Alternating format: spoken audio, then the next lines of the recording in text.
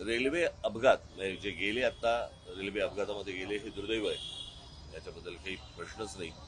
परंतु रेल्वेमध्ये, मुंबईच्या रेल्वेमध्ये रोजच्या रोज अपघात होत आहेत. असा मला नाही वाटत एकही दिवस असेल की रेल्वेमध्ये अपघात नाही झालाय, कोणाचा हात नाही गेलाय, कोणाचा पाय नाही गेलाय, कोणी गेलेलंच नाहीये, असं एकही दिवस गेलेलं नाहीये. प्रश्न असा आहे की ती रेल्वे चालते कशी, हे जगाला एक आश्चर्यच आहे. खरं तर अनेक वर्ष याच्यावरती अनेकदा मुंबईतल्या लोकांनी हा गोष्ट केंद्र सरकारला सांगितली की त्याच्यासाठी एक वेगळं महामंडळ तुम्ही करा, ते रेल्वे मंडळच वेगळं करा. कळलं का? अजूनही काही होत नाहीये त्या सगळ्या गोष्टींसाठी. आणि रेल्वे मुळात एक गोष्ट आपण बघितली पाहिजे याच्यातनं की या शहरांचं, सगळ्याच आपल्या शहरांचं काय झालंय. नुसता हा रेल्वे पुरता मध्ये विषय नाहीये. मी त्या दिवशी माझ्या एका मुलाखतीमध्ये पण मी सांगितलं होतं की हा सगळ्या शहरांचा आपल्या विचका झालेला आहे. एक तर रिडेव्हलपमेंटच्या नावाखाली रस्ते नाही आहेत आणि नुसत्या उंच उंच इमारती उभ्या राहत आहेत या सगळ्या ठिकाणी. आणि रस्ते नसल्यामुळे पार्किंगची व्यवस्था नाही, म्हणून ट्रॅफिक अडला जातो. कित्येक, मी तुम्हाला आता पुण्यामध्ये पण अनेक ठिकाणी असेल, मुंबईमध्ये तर अनेक ठिकाणी आहे, अनेक ठिकाणी, ठाण्यामध्ये अनेक ठिकाणी, की जर समजा कुठे आग लागली तर फायर ब्रिगेडचा बंब नाही जाऊ शकत तिकडे आतमध्ये. अशी आपली सगळी शहरांची अवस्था झालेली आहे. कोणी शहराचं प्लॅनिंग म्हणून मागे मी म्हटलं होतं, मी टाउन प्लॅनिंग नावाची काही गोष्टच नाही आपल्याकडे. मी गेले इतके वर्ष जे मी तुम्हाला सांगतोय की बाहेरून येणारे जे लोंढे आहेत आपल्या सगळ्या शहरांवरती आदळणारे, याच्यातनंच ही रेल्वे कोलमडली कशासाठी. रेल्वेचा बोजवारा उडालेला आहे, सगळ्या अख्ख्या ट्रॅफिकचा बोजवारा उडालेला आहे. लोकांना चालायला फुटपाथ नाहीयेत, ट्रॅफिकसाठी वाहनांसाठी रस्ते नाहीयेत, कोण येतंय कोण जातंय माहिती नाहीये. नुसते तुम्हाला मेट्रो आणि त्या काय ते तुमचे बाकीच्या सगळ्या सोयी सुविधा करतात ना, ते काय मेट्रो आणि काय करतात ते मोनोरेल, ह्याने प्रश्न नाही सुटणार. मुंबईमध्ये मोनोरेल्स आहेत, मेट्रो आहे, सगळ्या गोष्टी रेल्वे आहे, बरोबर आहे. मग गाड्यांचं रजिस्ट्रेशन थांबलं का? 2 व्हीलर 4 व्हीलरचं रजिस्ट्रेशन थांबलंय का? नाही थांबलंय. म्हणजे त्या गाड्या येतातच आहेत.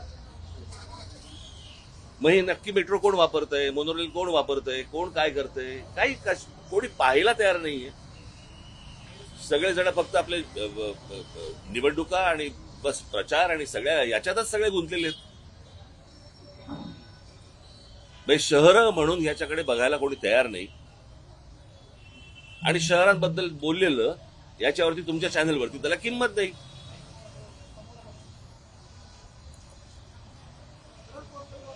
म्हणजे गेले अनेक दिवस जे राज ठाकरे, उद्धव ठाकरे कधी एकत्र येणार ह्याच्या जेवढ्या बातम्या लावल्या, तेवढा काळ तुम्ही ह्या जे मृत्यू गेलेले आहेत लोक आता रेल्वेमध्ये, तेवढ्या लावणार आहात का? आपण कशाला महत्व द्यायचंय, कोणत्या गोष्टीला महत्व द्यायचंय हेच समजेल असं झालंय सगळ्या गोष्टींमध्ये. जर या शहरांच्या गोष्टी, तुम्ही सगळे शहरामधले पत्रकार आहात, तुम्ही या शहरातल्या गोष्टींकडे जास्ती फोकस करा.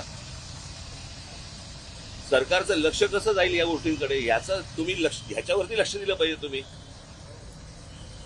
बाकीच्या सगळ्या गोष्टी फार मामूली आणि इतर सगळ्या किरकोळ गोष्टी आहेत.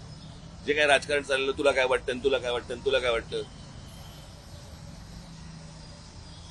दुर्दैव आहे.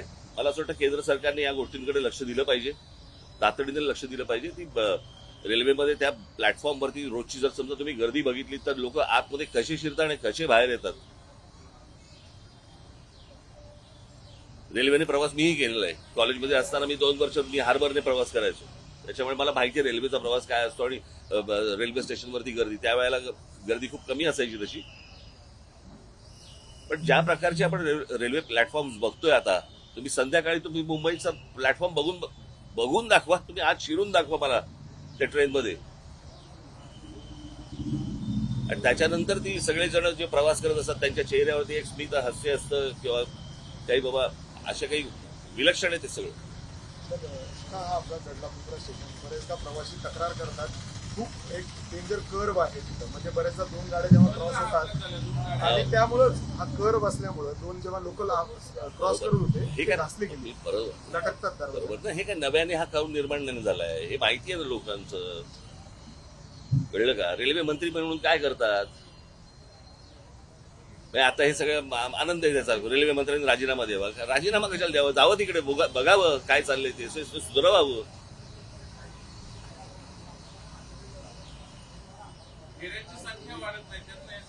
अहो तुम्ही एकदा मुंबईच्या रेल्वेमध्ये प्रवास करून बघावं, मग तुम्हाला कळेल मी काय म्हणतोय ते.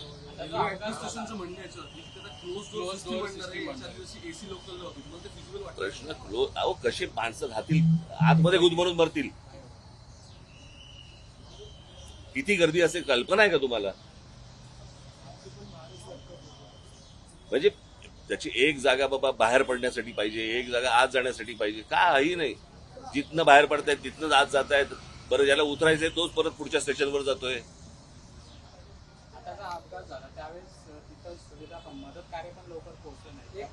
मागे पण नाही का तुम्हाला आठवत असेल की त्याच्यावरती आंदोलन झालं होतं, त्या ब्रिजमध्ये सगळे ब्रिज पडला होता आणि सगळं झालं होतं. असं सगळ्या ठिकाणी आहे. माणसाची किंमतच नाही हो आपल्याकडे देशात. याचं कारण माणसाची किंमत नाहीये. हीच गोष्ट जर समजा जगात कुठेही घडली असती ते कसे बघतात त्याच्या गोष्टींकडे? आपले हे सगळे जातात ना आता परदेशामध्ये जातात, सगळे जग बघून येतात. मग हे सगळे मंत्री संत्री जे जातात ते काय नक्की घेऊन येतात? तिकडची रेल्वे तुम्ही आणू नका, बाकी विचार तरी आणा. तोही नाहीये. फ्रस्ट्रेटिंग आहे.